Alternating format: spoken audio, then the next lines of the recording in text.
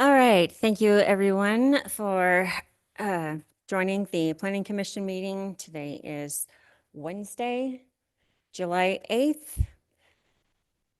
Hearing devices are available. Please see the city clerk. To avoid meeting disruptions, please place your cell phones in a silent mode or turn them off during the meeting. All meetings are recorded. When addressing the Planning Commission, please sign in and state your name and speak clearly into the microphone. Thank you for your understanding. Item 1.1, Pledge of Allegiance. Commissioner Flores, would you please lead us?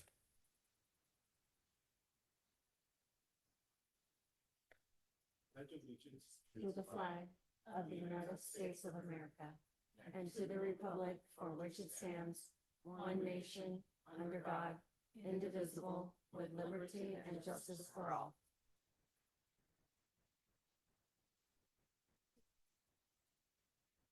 Thank you.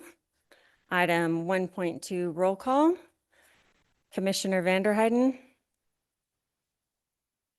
Absent. Chairwoman Garvin, present. Commissioner Wagner? Present. Commissioner Lewis? Present. Commissioner Williams? Absent. Commissioner Flores? Present. And Vice Chair McCullough? Present. Thank you. All right. Commissioner White, present. I'm sorry. Thank you. Item 1.3, public forum. This is the portion of the meeting devoted to the public. The public may comment on any matter that is not specifically included on the agenda as an action item. Items not included on this agenda cannot be acted upon other than to place them on a future agenda. If you wish to comment, you can do so in person at the meeting or use the raise your hand feature in Zoom *9 if you're participating via phone. Public comments are limited to 3 minutes. Please avoid repetition. The chair may, at her discretion, hold comments until the second public forum at the end of the meeting. Public comments submitted prior to 4 p.m. the day of the meeting will be provided to the Planning Commission and added to the record, but will not be read during the live meeting. Any public input received after 4 p.m. the day of the meeting will be included in the record, but may not reach commission members before action is taken. Is there any public input at this time? If you are speaking at the podium, again, please print your name on the sheet provided.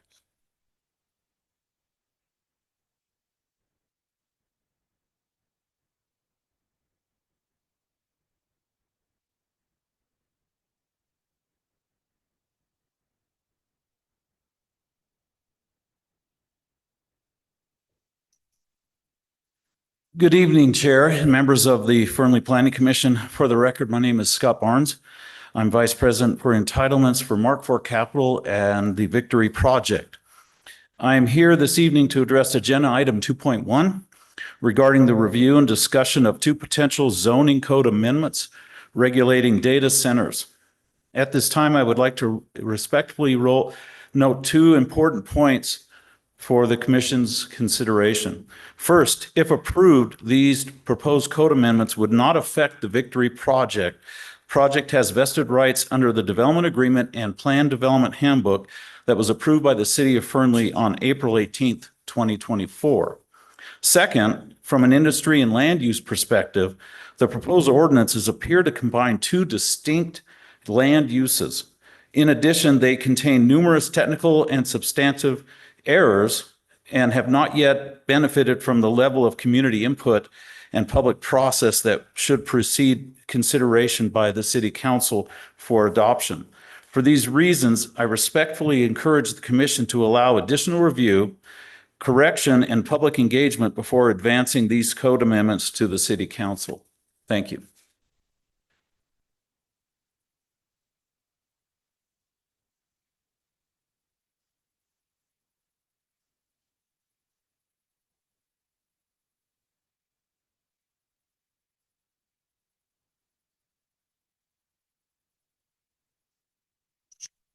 Good evening. For the record, my name is Amanda Berry Jones, Director of Business Development for the Economic Development Authority of Western Nevada, submitting comment on behalf of our President and CEO, Taylor Adams, in regard to Agenda Item 2.1. EDON has also submitted a detailed letter for the record, and I'd like to highlight a few points that matter most. We share the Commission's goal. Thoughtful regulations should protect Fernley's water and quality of life without closing the door on investment that broadens the tax base. We are not asking you to lower your standards, only to ground them in how this technology performs today. Regarding water, local data from the City of Reno and the Truckee Meadows Regional Planning Agency shows 3 recently approved facilities in Reno, Nevada, Webb, Keystone, and Apadon, will be using a combined 12 acre-feet per year, which is roughly equal to 30 single-family homes. Google's facility located in the Tahoe Reno Industrial Center uses no water for cooling at all. Together, these examples show that cooling technology for these operations has evolved significantly, even in just the past few years. I'd like to note that the draft's water study requirement is a strong approach. We'd simply encourage keeping it focused on demonstrated efficiency rather than a specific cooling method, so Fernley may remain competitive and attract the most water-efficient designs as the technology keeps improving. Regarding ratepayers, NV Energy's large load electric agreement process, Rule 9 provisions, and pending PUC and tariffs are built specifically to keep large load costs off existing customers and approach already at work at the Victory Logistics District. Data center projects also bring real value, sustained skilled trade construction employment, often in the hundreds, and long-term appeal to industries that depend on reliable connectivity.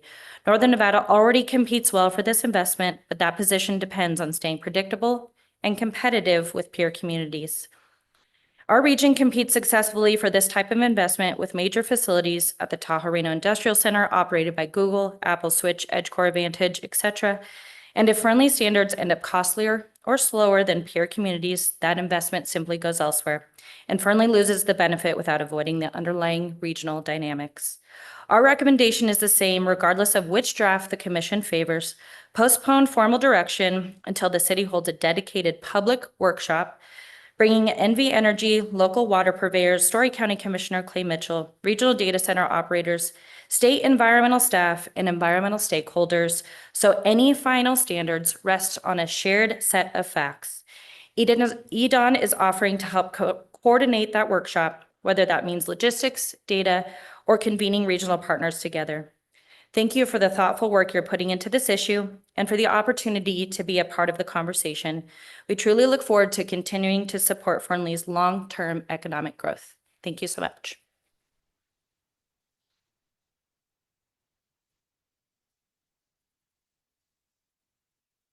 All right. Is there any other public comment?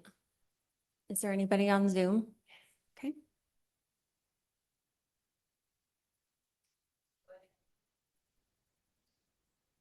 Hello, my name is Justina Yellowhair for the record.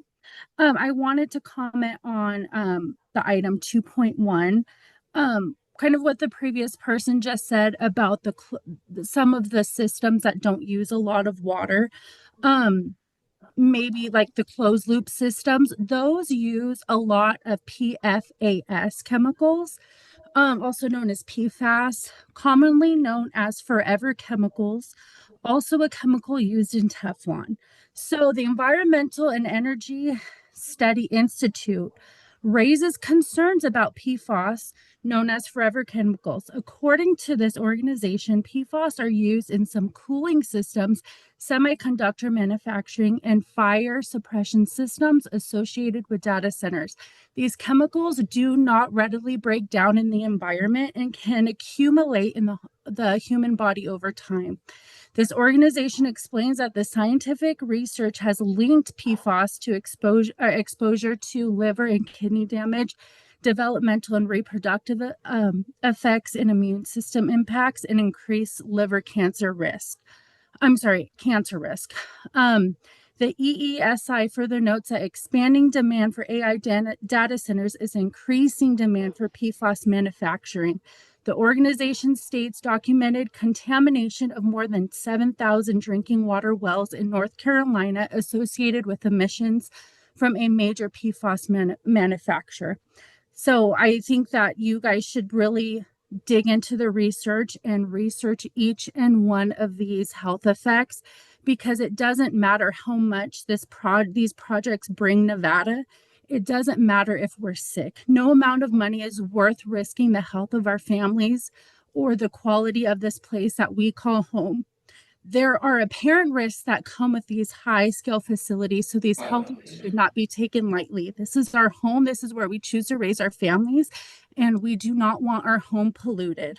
No matter how safe these people say it is, there's admissions being coming out of these centers. I just want you to really take time and research these and how it can negatively impact the community, and think about what you would do if contamination were to happen. And a lot of people did get sick. Thank you.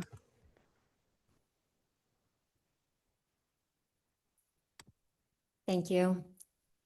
Is there any other public comment on Zoom? No. Okay.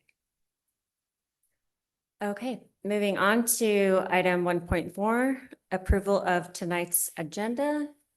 Can I have a motion to approve? Or not? I'll move to approve tonight's agenda as presented. Thank you, Commissioner Wagner. Can I have a second? Commissioner Holt, I'm sorry, White. I second that motion. Thank you. And can we please vote? Chairwoman Garvin votes yes.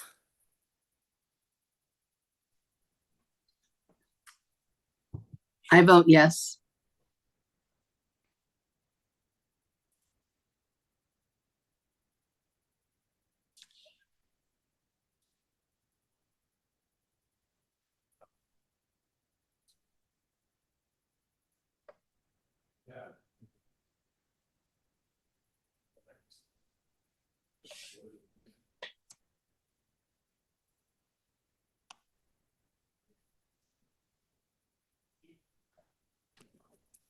Oh, my God. Commissioner Lewis, Let me slam that door even harder.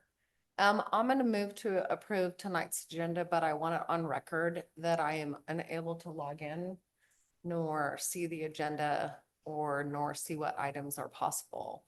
I left my house 15 minutes ago, was able to see everything, and now we're having an IT problem.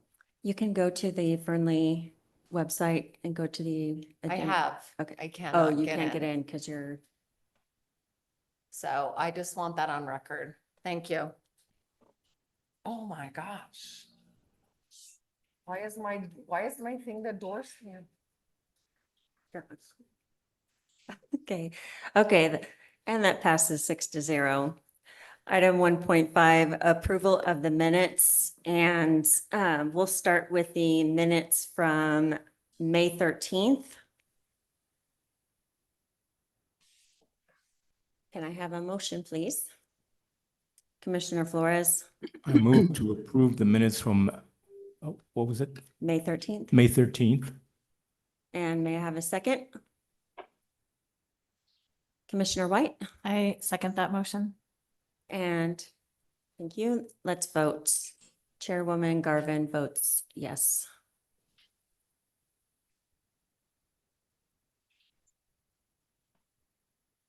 And Commissioner Lewis.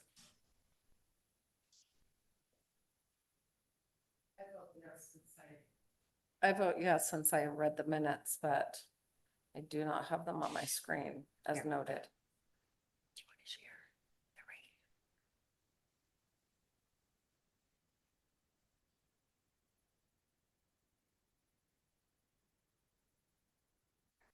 the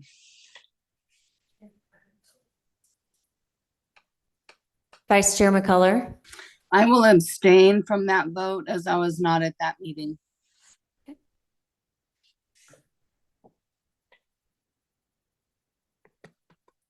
and that passes 5-0 with one abstain. And now let's approve or can we vote on the June 10th minutes? Can I have a motion? Oh, hold on. I'm so sorry. I thought we were voting on the June 10th meeting. Oh, we have 2 minutes to approve, 2 sets, since we didn't have minutes at our last meeting. Okay, I didn't understand that. Can I vote yes on that last one? Aaron Morrison, city attorney, that vote already stands. You'll just have to move on to the next one. Hey, that's fine.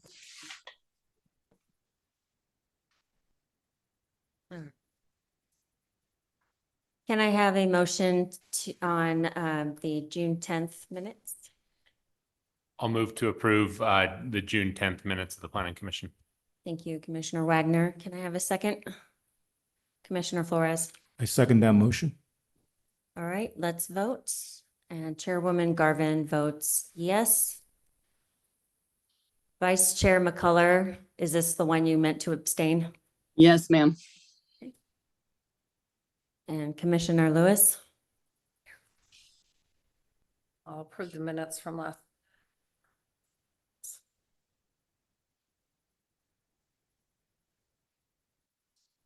And that passes 5-0 with one abstain.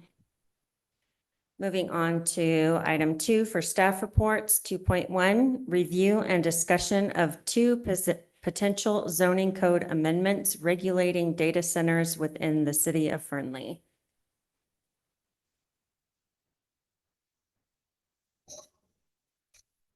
Good evening, Madam Chairwoman, Michelle Rambo, Planning Director for the record.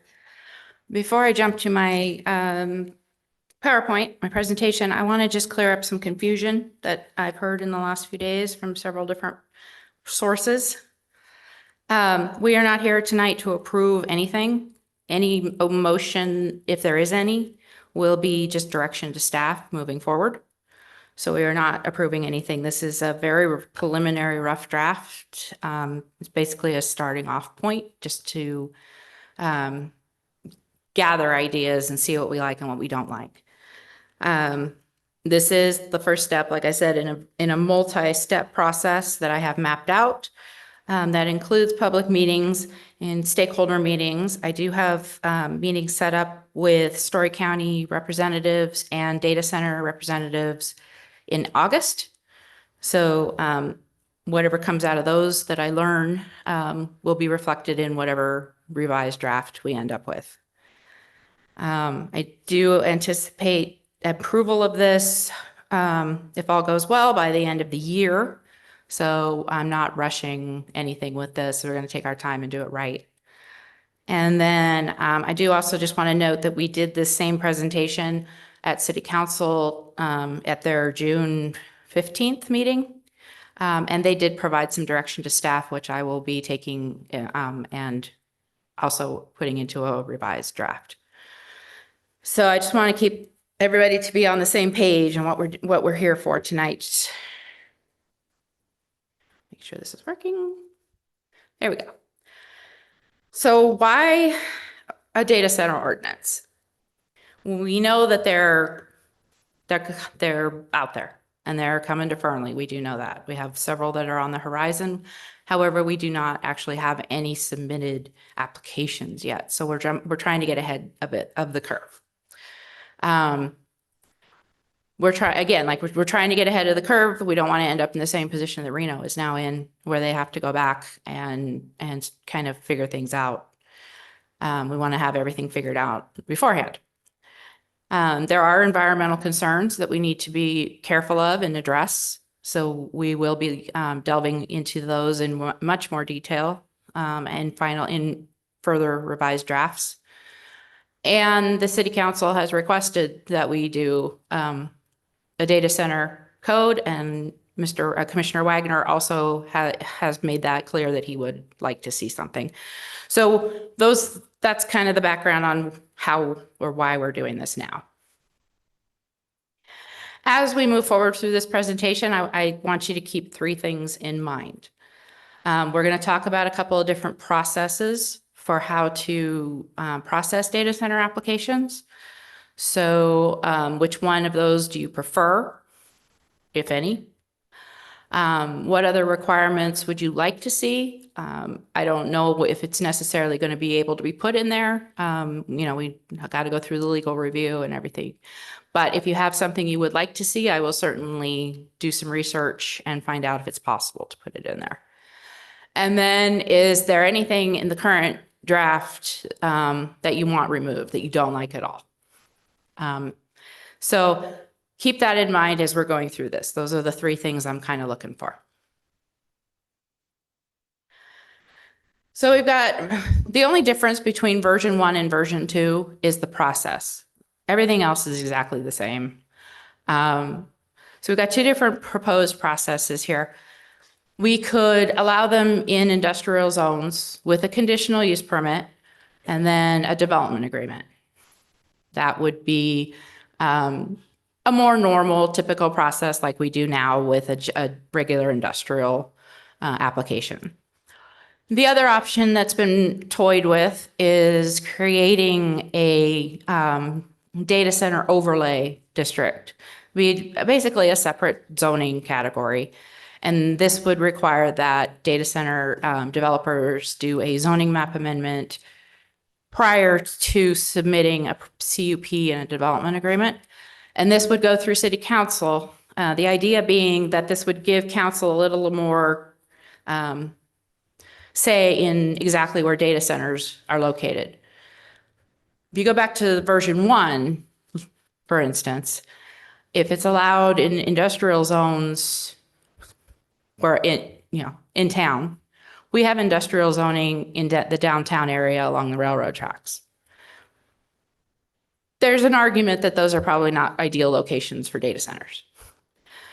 What version 2 would allow is for us to much pinpoint locations where these would be more appropriate. And then they would go through the same process as version 1 in terms of a conditional use permit and a development agreement.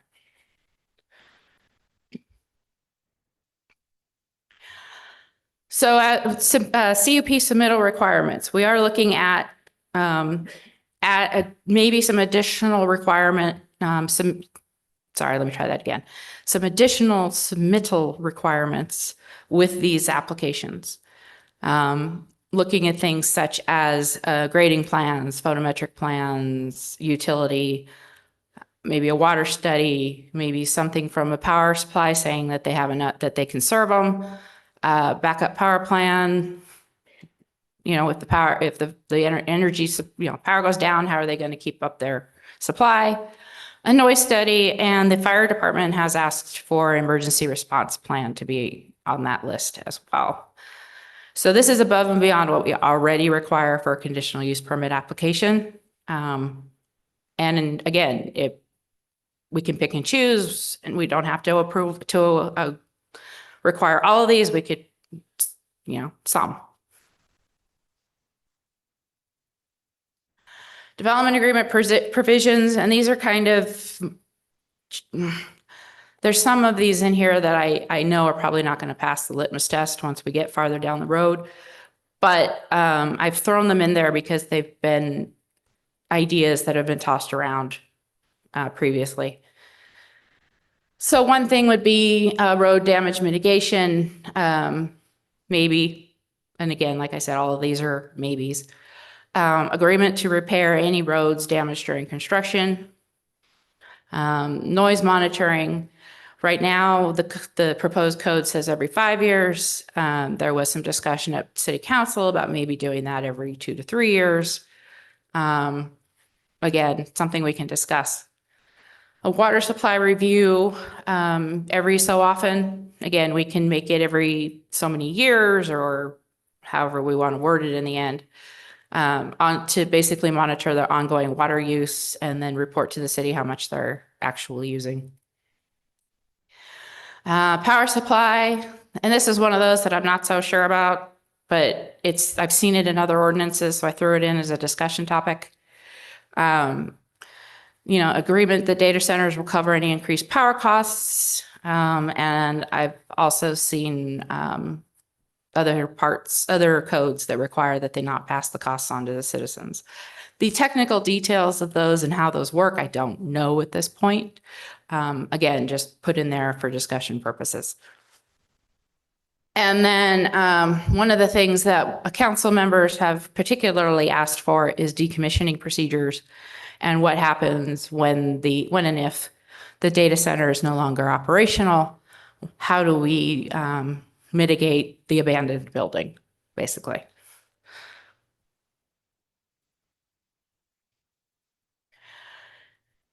So as part of this, I also put in some development standards. Most of these are very similar to what is already required in industrial zones with a few modifications here and there.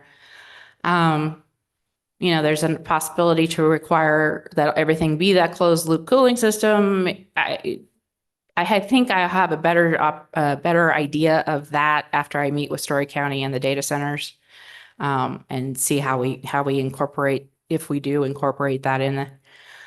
Right now, it's including a 200-foot setback, and 1,000 feet from the nearest residentially zoned parcel. That's based kind of on noise issues that have been brought up and are concerning to some people. Buffering of 20 feet of landscaping along public streets, and then the screening with a block wall. That's again just addressing some concerns that people have had. I know maybe the block wall doesn't need to be a block wall. Maybe it can be a decorative iron, like wrought iron. So how far we go with that is still up in the air. We're looking at maybe taller buildings to the interior of the site and shorter buildings to the exterior for that same reason, to try and keep the view as non-obtrusive as possible to neighbors. I did put a noise dampening equipment to be installed and maintained. That's another one that I'm going to have to talk to other data centers and find out how those work and if we can implement that or not. And then there is a part in there that, when possible, power lines placed underground. There's a lot of power lines that are too the kilovolts or kilowatts, see, I'm still trying to learn my language, is too high and you just can't underground them. So, that's why that's why the when possible is in there. Notification wise, I did bump up the required notification to 1,000-foot radius instead of the normal 300 to 700 feet. That gives us, more around a bigger area of people to notify, just because of the concerns that there are for these. And then put in a provision that the developer or the applicant is required to hold a public meeting before they get scheduled for their planning commission meeting to address those citizen concerns. And as I was going through, there was some other things that I wasn't sure if we wanted to put in, or if we want to talk about, or are they non-starters and just don't worry about it. So some of the other things that I kind of put down here, the 5-year noise monitoring, do we want to modify that? Council seemed to be in agreement with modifying that. Do we want to restrict modifications or waivers? There's been some discussion of, there's a couple of things in there that are allowed to be modified, but do we want to restrict other modifications? So for instance, you have to put in a buffer, or you have to do screening or something like that. You can't get out of it. Something to think about.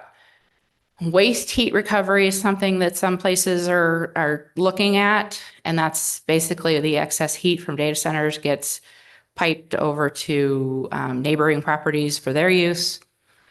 I don't know if that's going to be something that we can even do, but that's something that, maybe to think about for future discussion. 1,000 feet to residentially zoned parcels, is that too far? We want it farther. A mile, oh no, not a mile, a quarter mile would be about 1,300 square feet, not square feet, good Lord. 1,300 feet. Do we want to just make it a quarter mile? Another thing to think about. Do we want to require an environmental assessment? I don't know if we need that. That's just kind of something that other places do. And then do we want the informational meeting, do we want to open it up for everybody, or just for those people that get notified within that 1,000 or 1,300 or whatever feet radius? So those are some of the things that, are up for discussion, or if there's a definite, we don't like that, then we can get rid of that idea. And either this died or that was the last slide. I think that was the last one. I did put a possible motion if we decide to give direction or we need something, whether you want to pick a version with which process you like better. We don't need a motion if we don't want to go that route tonight. So that concludes my presentation. I know there's a lot of ifs and questions and things, but this is very early in the process, like I said, and I want to get people's input before we get too far down the road. Oh, and technically this is not a public hearing, but I would like to hear if anybody in the audience has any comments too. So I will leave that up to the chairwoman to decide if she opens it up. Any question? Thank you, Michelle. Commissioner Flores. Yeah, regarding the first option, I mean, the second one, where you actually make a zoning overlay, is that right? Or something like that? Now, does that mean that you're introducing a new zoning category into the industrial general plan? It would be, well, it's an overlay zone. So basically, yes, it's a new zoning category, but Okay. it would only be applied to certain instances. Okay. And the other one is not, it's just an industrial feature or something like that. Similar to, I guess, light industrial, I guess, in scope and. Well, let me give you an example. Some places have what's called a central business district overlay on their Okay. downtown areas, which have different rules than the underlying zoning does. Okay. So it's just a tool that planners use to help with some more specificity in terms of uses.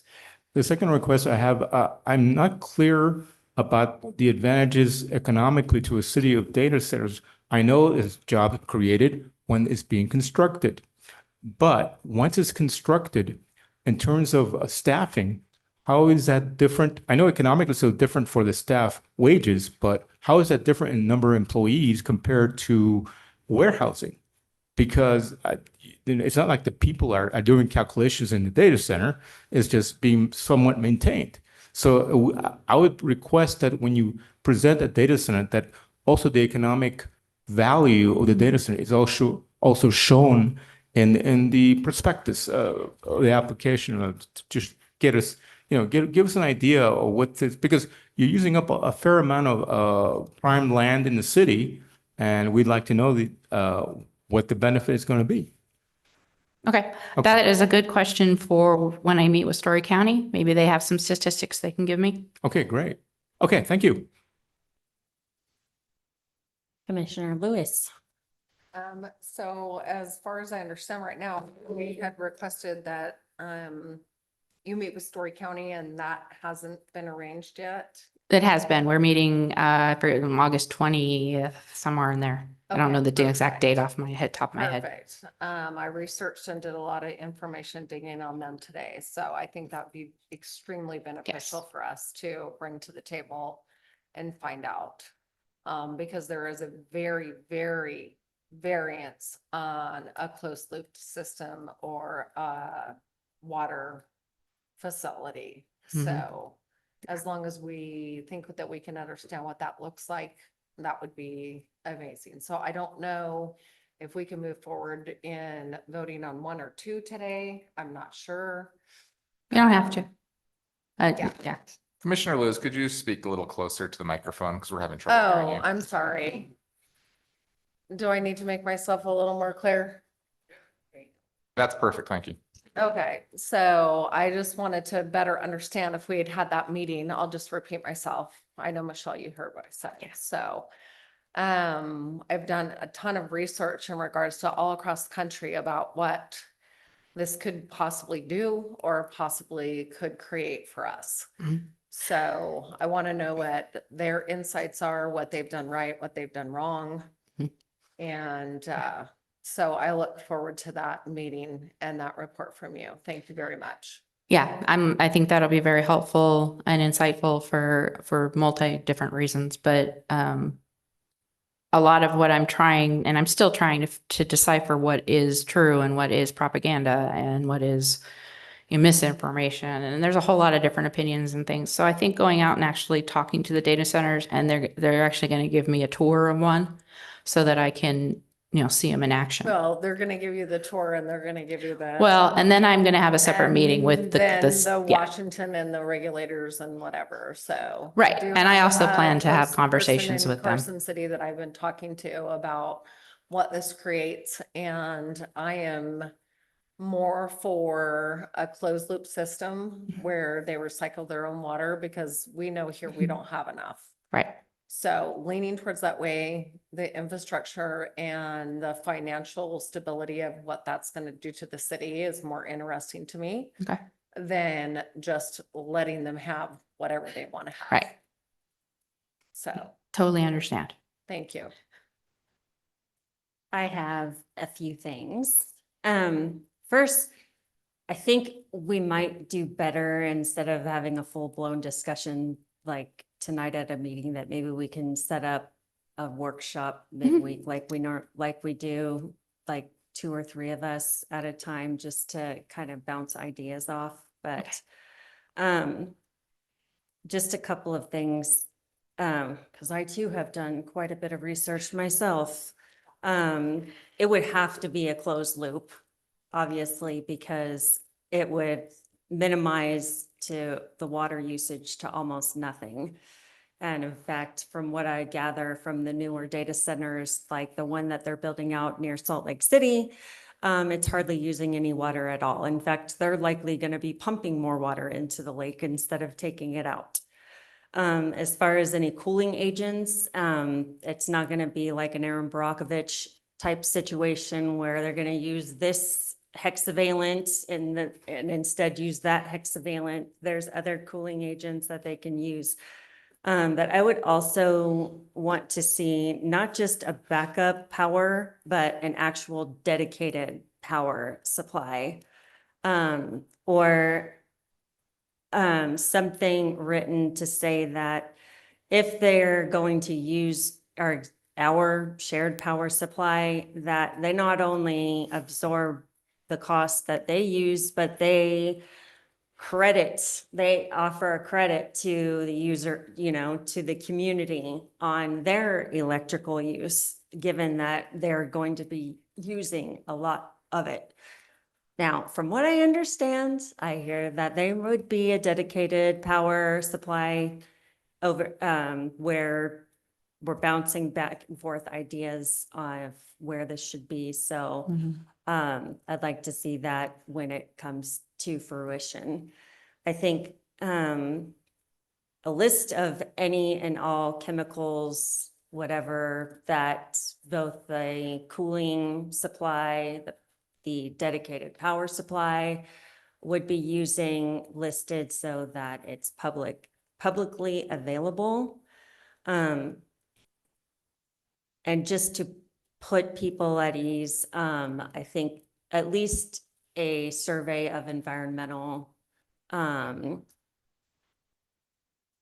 impact, an environmental impact statement, excuse me, I think would be good. Not to say that there's already so many chemicals in the ground, especially in our groundwater. It's, yeah. So, as far as being 1,000 feet from the nearest residential parcel, I would at least like to see a minimum to the same standard as what a casino should be to a residential property. And I understand, at least in Las Vegas, it has to be at least 1,500 feet away. As far away as possible, I would say. And then I think this should go to everybody, like any updates to the plan shouldn't be limited to who's ever in the vicinity. It should be a citywide thing, at least for now. In terms of the public informational meeting. Yes. Okay.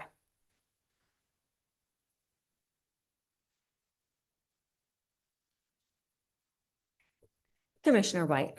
Thank you.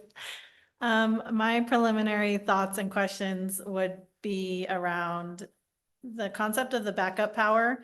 I would like to know that it is also monitored for noise and air quality, not just the building itself. So some sort of standards with that. If there's any additional training needed for emergency procedures, like the fire department putting out lithium battery fires or anything like that, if there's some substantial concern about what might be needed and a training is required for the fire department, I would hope that they would pay for that training to keep our men and women up to date. Everyone seems very pro closed loop water usage, but my question is, what happens when that's outdated and there's something newer and better than that? Is there a way to keep it limited to that versus what other options are available now, but also include when the next best thing comes along that we can not be limited to only a closed loop system if something more efficient or effective comes out? Okay, that'll be a good question for the data center folk. If we limit residential homes to be more than 1,000 feet from the building and we notify 1,000 feet from the building, are we effectively notifying nobody? Shouldn't we have a broader notification than Well, where it the would houses be- begin? The 1,000 feet would incorporate the properties around the data center. Okay. I would vote for a larger incorporation of whatever amount, double the amount of whatever we initially thought, or I'm kind of on board with just let everyone be open to being notified of it. Maybe just a public notification. I don't know how notifications have to work, if they have to be mailed or whatnot for cost. But The cost would probably be prohibitive because we have to pay postage to send a letter to every property owner.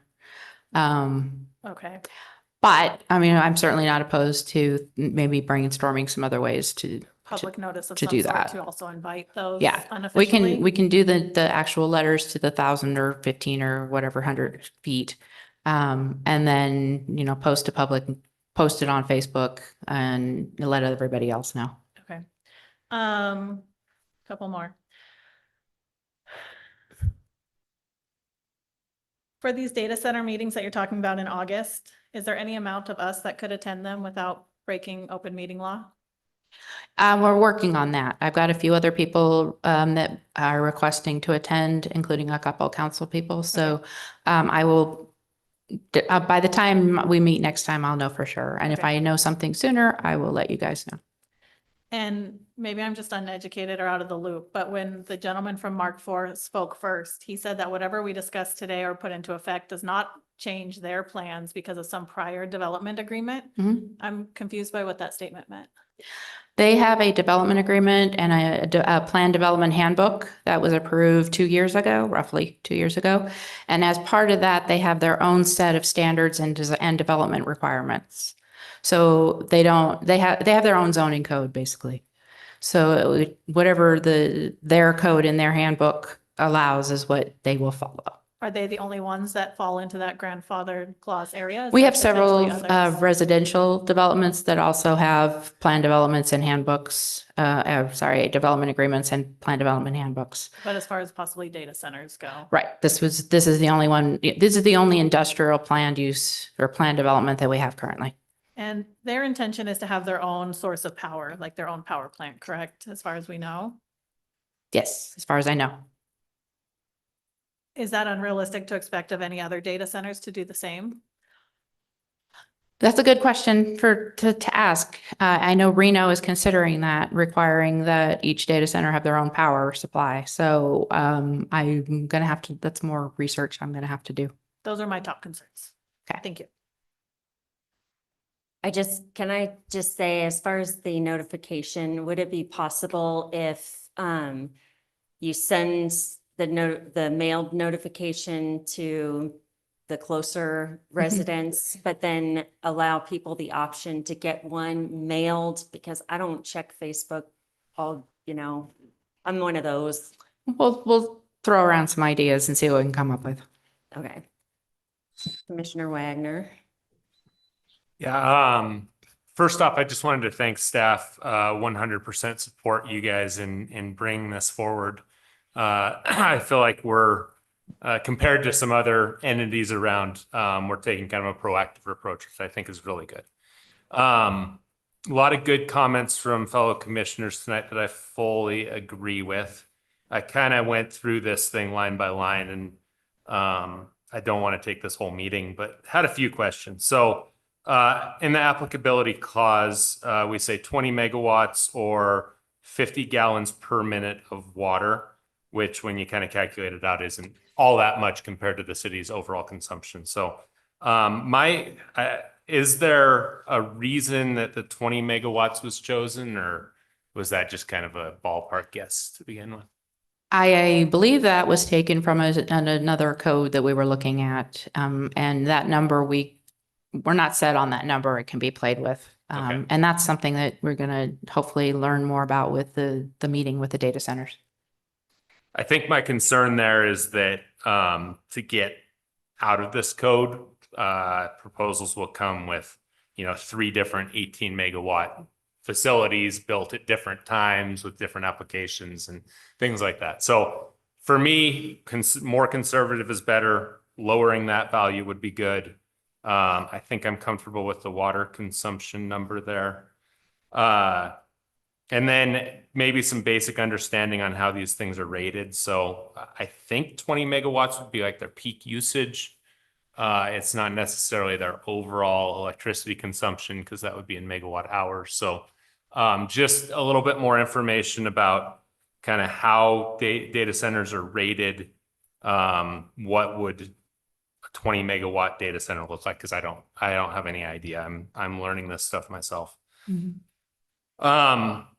I'm big on transparency and accountability to these projects. So it's great to have a plan. I really want to see, like, as we build these things, what does it look like a year down the road? So I know you've kind of pushed down that path. I support that. In a perfect world, I would like an annual report about what the water usage, the power usage, some kind of noise report, any emissions to report, any issues with wastewater, and the chemical inventory that Chairwoman Garvin mentioned. Those are kind of the 6 that came to mind right away. I know that I think in an ideal world, again, the state's going to take authority here. It's a regional issue. The Nevada Division of Environmental Protection should be the leader on this. To me, they should have an audit team that's doing this and presenting. I know that's wishful thinking. I'm hoping maybe in the legislative session, I'm sure this is going to be a talking point. So hopefully they address it. Like, that's a lot to put on staff, but the more reporting as we go down this path, the more information we have, I think the better decisions we can make going into the future. Another concern is the regional effects. So down in southern Lyon County, we have an $11 billion project, 14 Walmart-sized buildings being proposed. I mean, it's massive, and it's scary to go from nothing to that and not know. And I'm in the same, I hope everything works out, but to not know, it's going to have a regional effect across everyone. And so there has to be a regional approach to all this stuff. I am interested in any kind of growth restraints we can put, a certain number of megawatts per year that we allow within our city limits, something along those lines. I don't know legally if that's possible, but if something like that is possible, it would put me more at ease. What other questions do I have? The waste heat recovery, love that idea. Power plants use waste heat. To me, on a scientific level, it makes sense to recycle that heat back to the power plant to use for energy. I know there's complications in that, but we'd love to support technologies like that that are possible. Renewable portfolio standard. I know this has been brought up. So us as voters voted 50% renewable portfolio standard by 2030. I read different things. It seems like that, even though it's written into our NRS, no one's even paying attention to it anymore. I struggle with our desert getting torn up for solar too. I don't love that idea.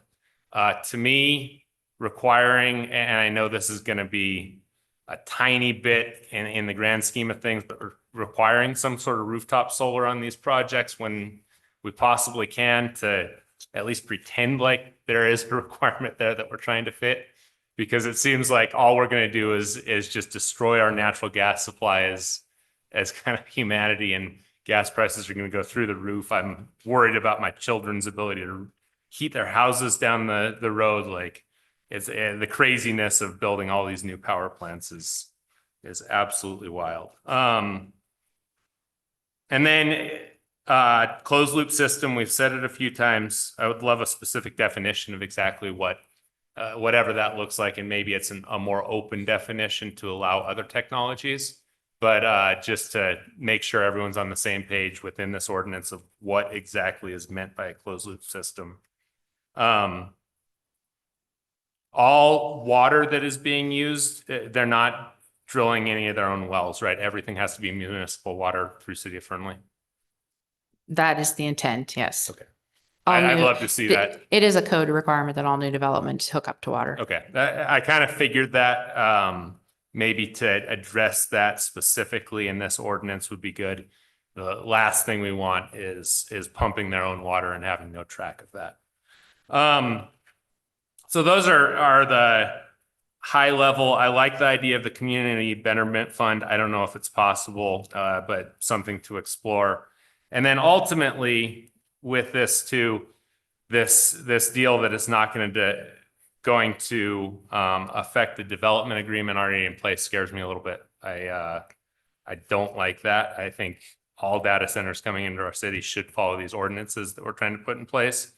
And I think a similar set of ordinances need to go in place for power plants. I think that would be the next step. I know that might be a year down the road. You guys are doing a tremendous job with this, but I think that's kind of the next horizon. That's the next on my list. We do have a use category called major utility that needs some definite work. Okay. So that'll be the next step down the road.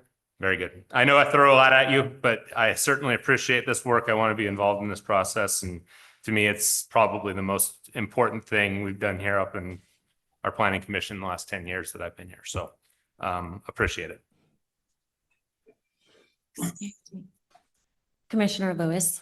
I would absolutely agree with that. I so appreciate the city's approach, or the the beginning of the approach of what's forthcoming to us. So I sincerely appreciate the hard work and the effort that's going forth. Thank you. And the research that this body, it seems to have done so far. I really appreciate that. And I just want to continue to make sure that we are protecting our citizens and can continue to grow the city and make people contribute to the progress of the city of Fernley.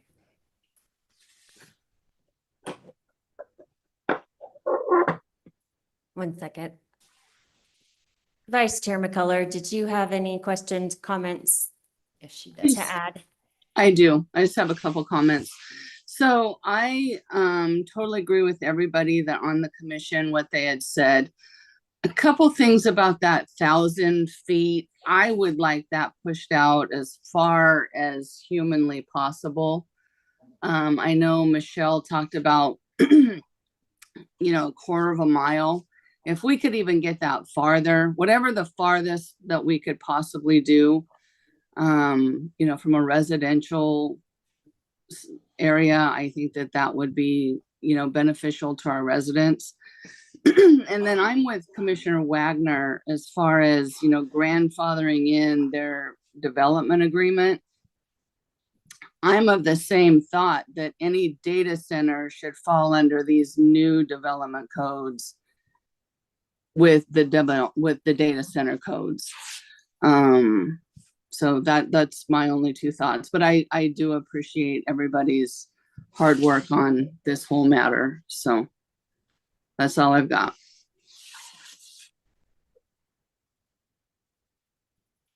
Commissioner Flores? Yeah, I had a question regarding when you have a difference, for example, your jurisdiction ends at the county border. Therefore, if there was an objection to having a large power plant in Fernley, couldn't somebody build it in the other county adjoining, not close, but maybe 500 feet away? Is there anything Fernley or Loudoun County could do to stop that? I don't know, but let me talk to Lyon County because we're working on the ordinances kind of at the same time and we're sharing notes. Yeah, because the So- adjoining county would, they might have a different idea because maybe they don't have any cities in the place they might build a power plant. So it's nothing to them, but to us, it's maybe a mile from us. So I just wanted to know, is there anything we can do if somebody takes that tack, basically? And I have another question. The main thing that concerns me is I know there's a fire suppression system for these systems, but in particular, because these are electronic components, when they burn, they're going to set up a lot of toxic fumes. And I just want to make sure that the building is good enough to contain all of it and not have the fire burn through. That's one concern that I have, because that's really the difference between the warehouse probably doesn't have things that are toxic as flammable as probably electrical components in a data center. And the other statement I have, technology changes all the time. Now we need data centers that take up a full acre sometimes. But in the future, they might only take up a quarter of an acre, and they make up maybe less power. And so I just want to make sure that if they build a building, that it can be easily repurposed to something else, something better, that they don't have to destroy their infrastructure. So that's one retort. I don't want to force the hand of the data center, but it would be nice if their building were capable of multi modes of industrial use, light industrial use, not heavy industrial use. And I think that would benefit Fernley in the end, because there's not guarantee that these data centers will last because technology changes. That's the one thing I'd like to. Okay, thank you. That's all I had to say. Sure. And that's part of that decommissioning conversation that a couple members of council are particularly interested in. What happens when they either downsize or go away? So that we'll address that. And thank you for your work on the report. It's excellent. Thank you. Okay, any other additional comments or questions from the commission? Michelle, would you like to allow me to open this up for public input? It's entirely up to you, but yeah, I would prefer that, yes. Just to get some more input. Okay, And in the meantime, I have a page full of notes that I took, and so you guys gave me a lot of things to research and think about. So I will take this back and come up with a new draft. yes.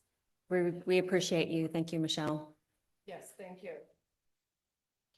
All right.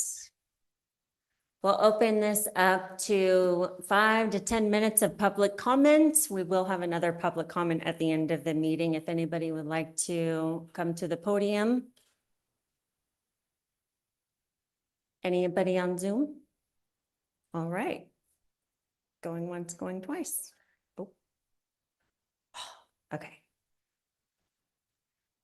Hello, this is Justina Yellow here again. And I'm not sure if I said it the first time, but I'm a resident of Lyon County.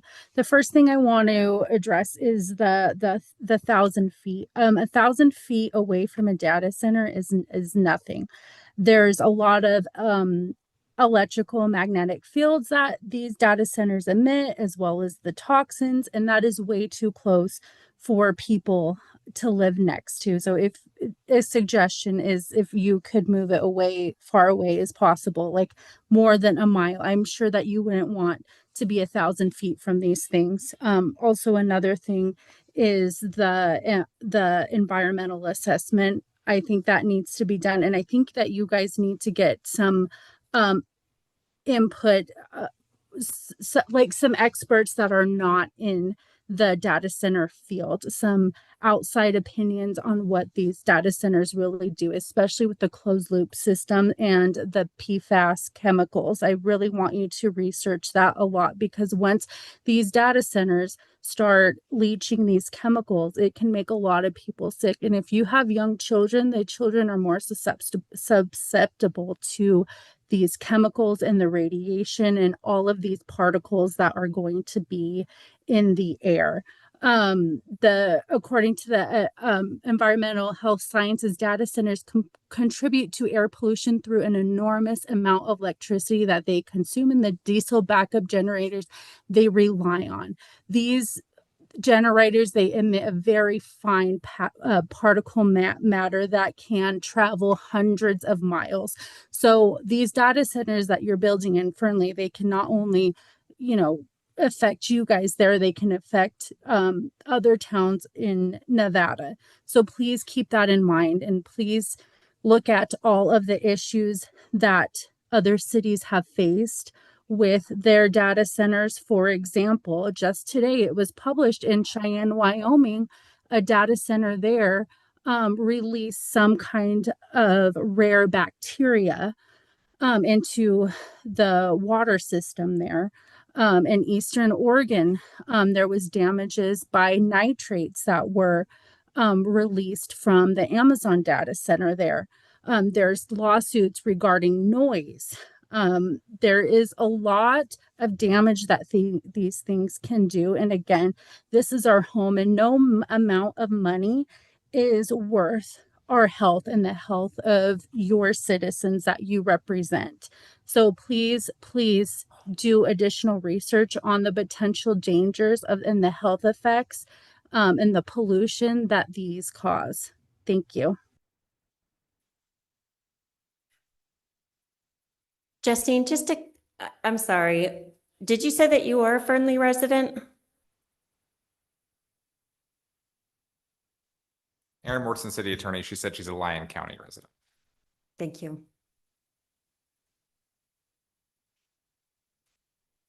Okay, is there anybody else on Zoom? Thank you.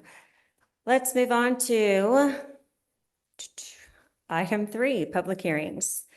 3.1, discussion and possible action on a conditional use permit, CUP 26002, submitted by Pilot Travel Centers LLC, proposing a 1,829 square foot expansion to the existing 10,530 square foot travel facility located at 465 West Main Street in a commercial C2 zoning district. Good evening, Planning Commission. Associate Planner Lisa Warner for the record. The background on the Pilot Travel Center, the site was purchased in 1999, which was prior to the incorporation of the city of Fernley, which was in 2001. The existing Pilot Travel Center is a legal non-conforming use, meaning the land was lawfully established prior to the adoption of our current development code. The use was established without discretionary review, which would be required under our current development code. The travel-centered use standards require a minimum site area of 10 acres, and this site area is confirmed at 9.09 acres. Therefore, the site is non-conforming to use standards. The existing travel center is 10,530 square feet, includes a restaurant, a travel store, rest stop, building, a grounds maintenance building, and 2 freezer units attached to the exterior of the main building. In order to enlarge a non-conforming use by more than 10%, our code calls for a conditional use permit. Expansion details. They are going to expand to the north side of the building, 1,829 square feet. The expansion proposes the reconfiguration and enlargement of 7 existing shower restroom units and the installation of 3 clothes washers. The new requirements in order for this to meet the standards, because it is non-conforming, they will have to add an additional 10,293 square feet of landscaping to meet our 32.09090A2 Fernley Municipal Code. And they also need to update the existing trash enclosure to meet our current code that we just passed a few months ago. These are the fuel system upgrades that they will be going through. This is something that's not reviewed by planning. This is all going to be regulated by the state. However, I want to note that we did put in a condition that Pilot is responsible for any spills that are created because of this fuel system upgrade. I'll let you guys look at that for a minute.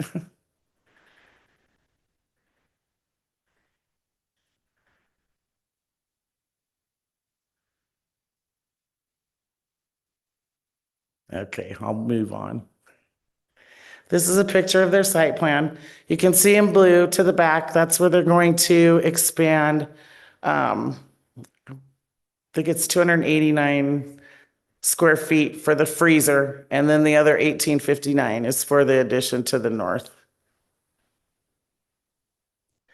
For conditional use permit findings, the first finding, proposed conditional use will be in compliance with the comprehensive master plan. The master plan, as well as the zoning designation on this parcel, which is C2. Once the conditional use is approved, the conditional use will be in compliance with our master plan. The conditional use will be compatible with the existing or permitted uses on adjacent properties. It's in close proximity to I-80, which makes it an ideal location for its current use.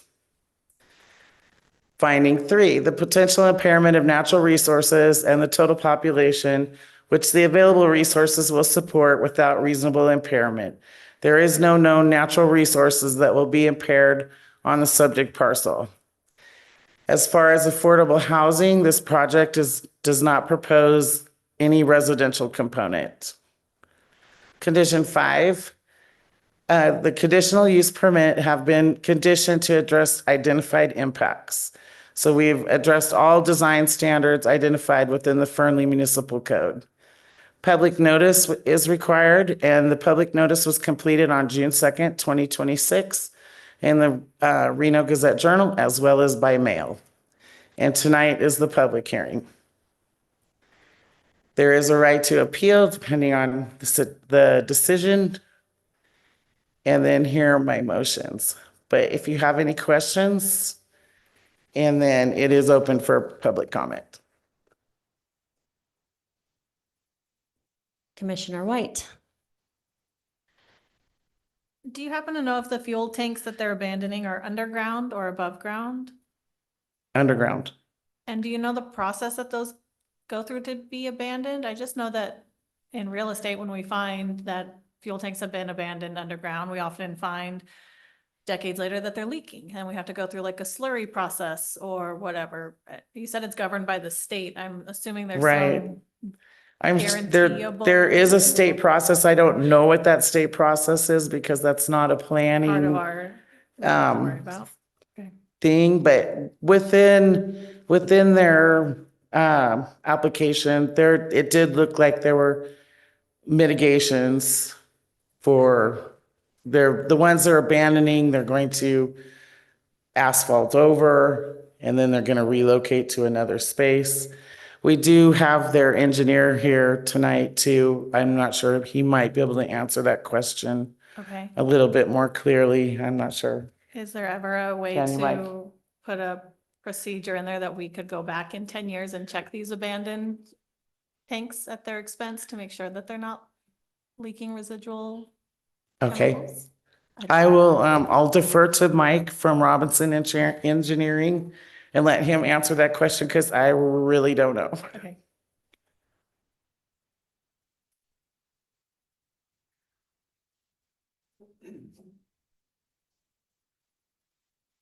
Hello, I'm Michael Smith, a professional engineer with Robinson Engineering, and have been engaged by Pilot to provide civil engineering services for them. I'm sorry, would you repeat the question? My question is regarding abandoning the underground fuel tanks. Can you talk to me about the process of that and any guarantee that they don't leach anything into the grounds if they, in like the future decades from the point that they're abandoned? What I've been told is that they intend to fill the tanks, the existing tanks, and abandon them in place. They'll fill them with a concrete slurry. There won't be any more fuel in them. Okay. Okay. That answers my preliminary question. Thank you. Okay. Any other questions while I'm here? Commissioner Wagner. We've probably been talking about this for 10 years, but the intersection there in front of Pilot is absolutely brutal. You probably know that. Is there anything, any part of this project that we can use to help improve that? Is there any momentum? I know it's an NDOT facility. Any momentum to improve that intersection? Well, that really hasn't been discussed with me, between me and Pilot, no. Okay.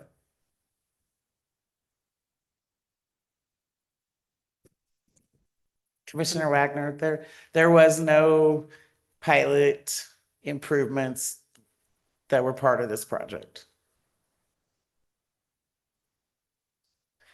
All I can say is bummer. Commissioner Lewis. Yeah, I'd have to agree with Cody. If NDOT didn't not or require process in the expansion of the space, that just is a little bit concerning. So I guess we're out of that.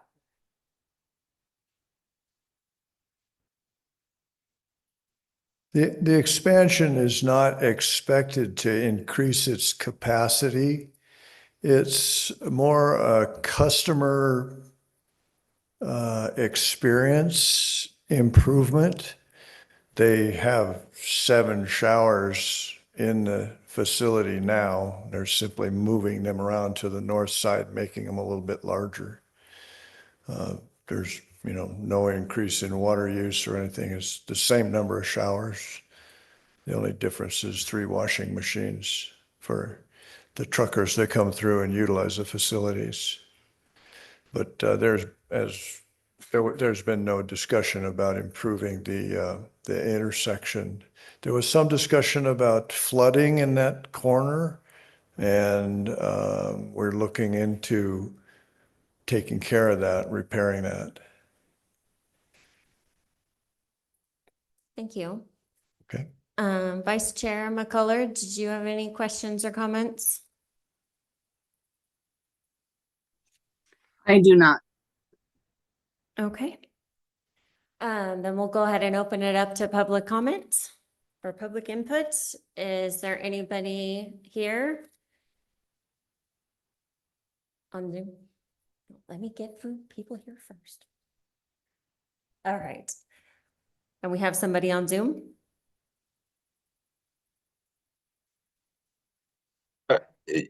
Yes, this is Brad, also from Pilot, Oversee Development. Sorry, I was trying to get in a while ago to answer some of your questions. Really appreciate your guys' consideration of this project, and the engineer is correct. We will follow all applicable state procedures to abandon the tanks, which will include soil testing and filling them with an inert substance, so that there will be no fuel in them, and 2, no potential to put fuel in them in the future. And then as far as the expansion goes, our purpose is to better serve existing customers, not to add additional customers to the facility, and also to make sure that all of for instance, our showers meet current building and accessibility codes. So really appreciate your consideration. And if you do have any other questions, happy to answer those.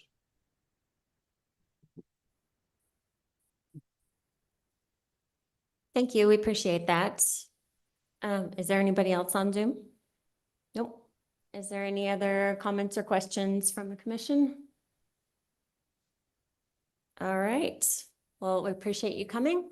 And at this time, I will ask for a motion. Commissioner Wagner?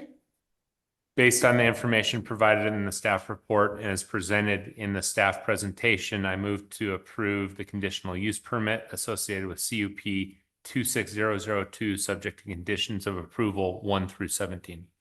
Thank you. And can I have a second? Commissioner Lewis? I'll second. Thank you. And can we please vote? Chairwoman Garvin votes yes. Vice Chair McCullough?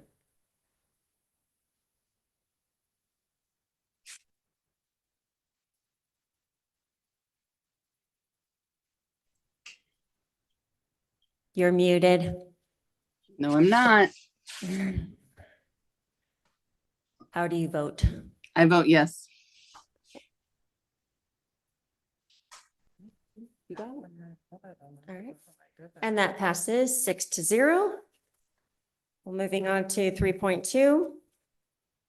Discussion and possible action to recommend that the city council approve bill number 390 CA 26002, an ordinance to amend section 32.02.030 and section 32.03.050 of the Fernley Development Code to add a definition for a minor conditional use permit and to add a minor conditional use permit as an entitlement process.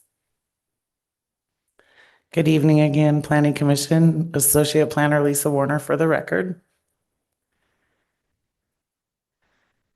The background on this code amendment is the planning staff have been looking at some ways to provide additional and less restrictive mechanisms to evaluate proposed land uses. The minor's conditional use permit will be used in instances where there's no proposed construction. The lack of proposed construction eliminates the need for engineering review, which enables us to reduce the fee. The primary purpose is to assist small business owners and to facilitate the development of areas such as downtown by making the process less cost prohibitive.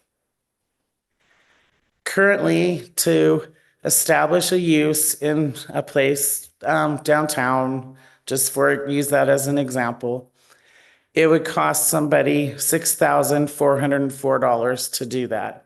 That's pretty cost prohibitive for a lot of small business owners here in Fernley. Our proposed minor conditional use permit would knock that cost down to $2,580, making it a little bit easier on their pocketbooks. The new definition is a permit is required as a prerequisite to the establishment of certain uses in certain zoning districts. Uses that may be approved through a minor conditional use permit are specified in the use table as C, conditional use permit subject to the requirements of FMC 3203050. The administrator shall determine on a project-by-project basis the appropriateness of a minor conditional use permit versus a conditional use permit. As far as findings for the code amendment, the minor CUP process meets the master plan in that it meets the land use goal 1.5 to promote infill development. By promoting the infill development, it's encouraging the intensification of land use in existing community core. There again, downtown is a really good example of that. Finding number 2, public notices were completed in the Reno Gazette-Journal, and the public hearing is happening tonight. And do you have any questions? And this is also open for public hearing. Commissioner Flores? I have a question. I've seen some people set up businesses with trailers, or mobile homes. And is that considered construction? Would that fall on the minor or major CUP? Are you talking like a food truck type of business No, or something more permanent.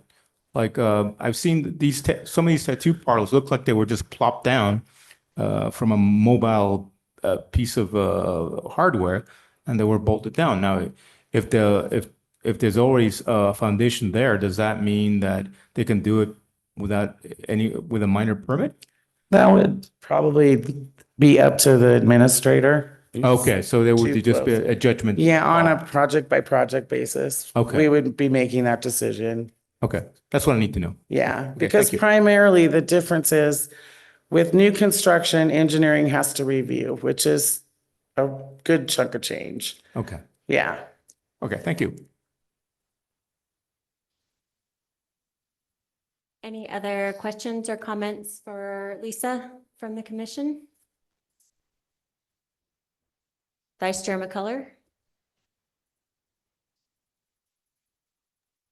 No, I've got nothing. Thank you. Thanks. Okay, we'll open it up to public input. Is there anybody here present that would like to provide public input? Just please write your name down on the paper and make sure the microphone's on. Test? Okay. Michelle Barney for the record. I just want to give kudos to Michelle for bringing it up at the Builders Association meeting this morning. I am super excited. I think this is a great amendment. Thank you. Thank you. Is there anybody on? Oh, I'm sorry.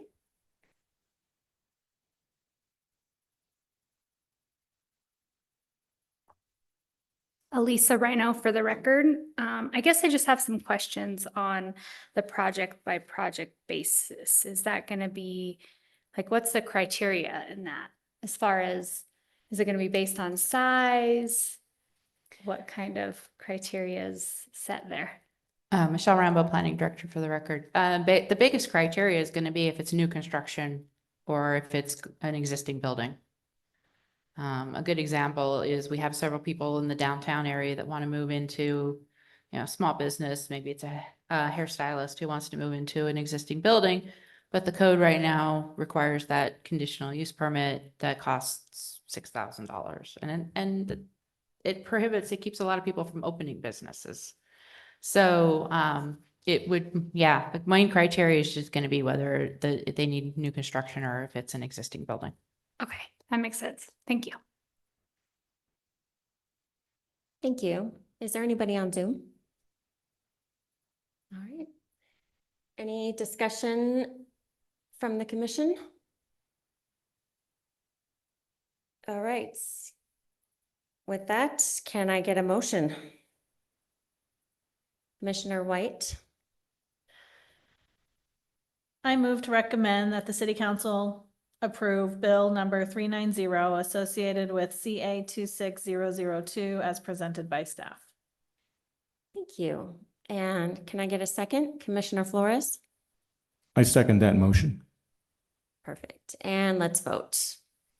Chairwoman Garvin votes yes. I vote yes. And Commissioner Lewis? I vote yes.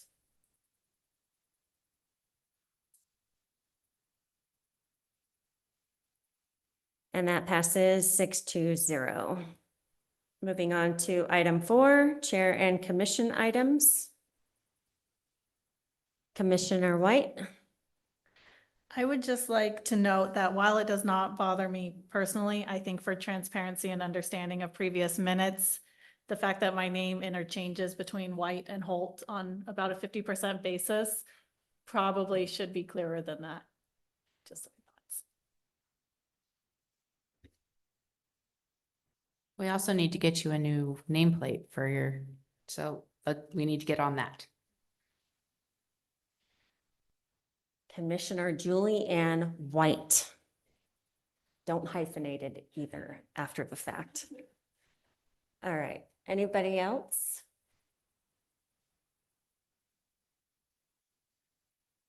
Commissioner Lewis?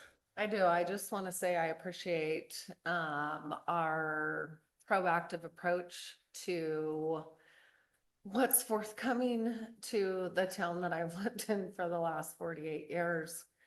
So I do appreciate anybody and the city, even though I can get very frustrated sometimes and a little out of line, but I do appreciate it.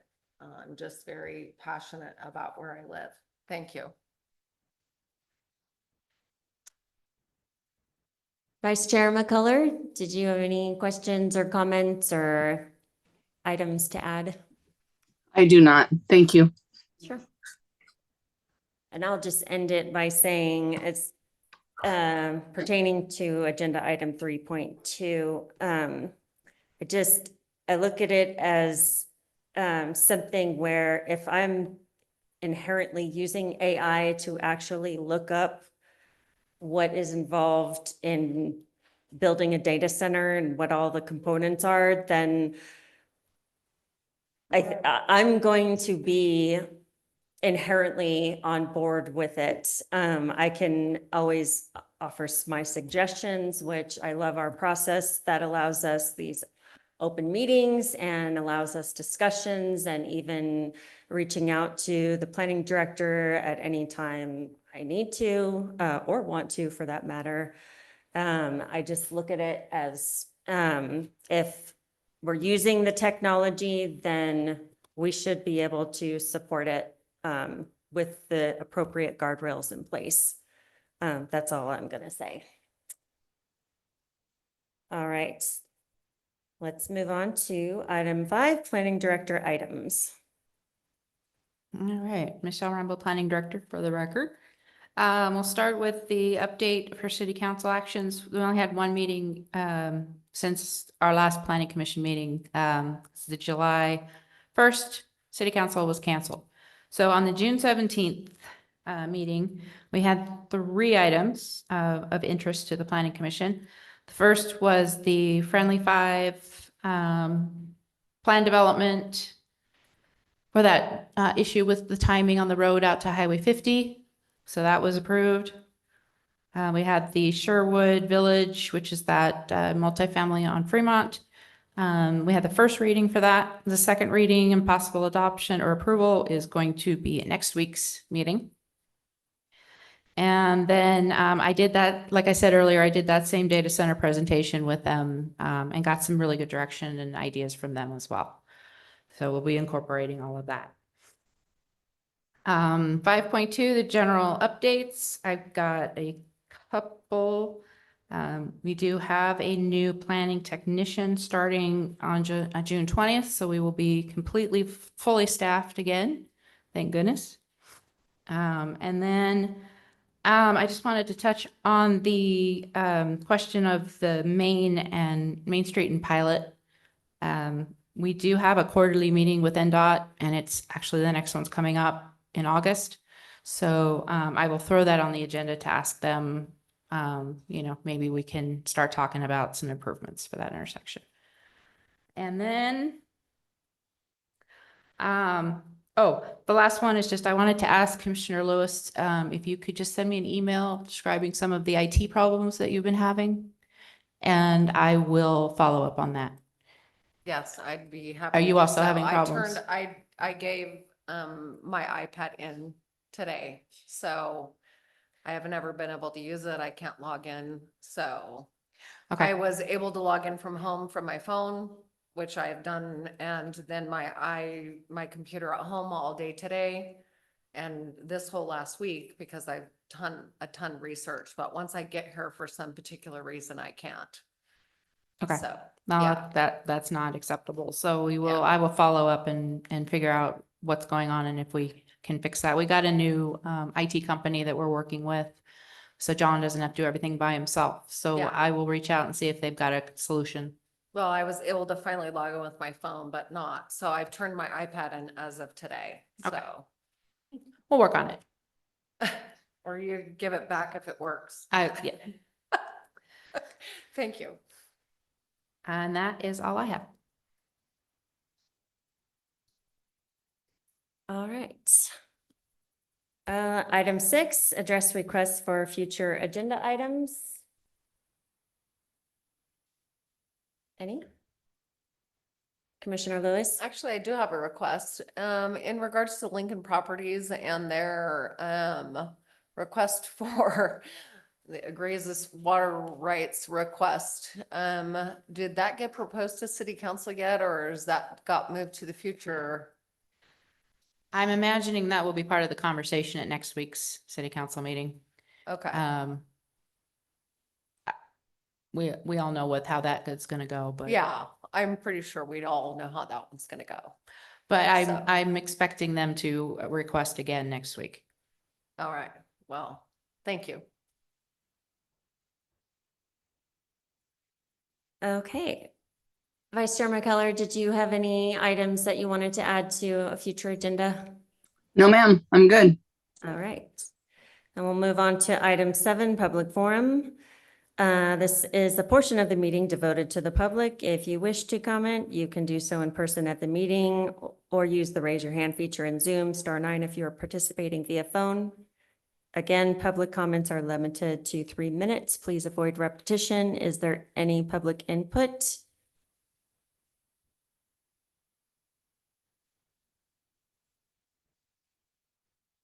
We missed you last meeting. I wasn't. Hi, Becky Hallett for the record. I do like the idea that Fernley's becoming proactive instead of reactive and putting guardrails in place to help, maintain what we have and make it go the direction we want it to, instead of the developers coming in and saying, this is what's going to happen in your town and doing what they want. And I also wanted to thank Matrix came out for 4th of July. They had a booth out there, and they, I believe, spoke to a lot of people. I was rather busy, so I didn't talk to them a whole lot, but I think they had a good day. Thanks. Yeah, just to follow up on that, I forgot I was gonna mention that during my update too. They had about 200 people come by the booth and give input on the master plan amendment update. And interestingly, about half of those were kids. So we got a lot of input from high schoolers and down. So, which is great because they're the ones that are gonna have, they're gonna take this over because it goes out to 2050. So I think that was great. That's awesome. All right. Is there anybody on Zoom? All right. Going once, going twice. Our next meeting is scheduled for August 12th at 5 p.m. Meeting adjourned.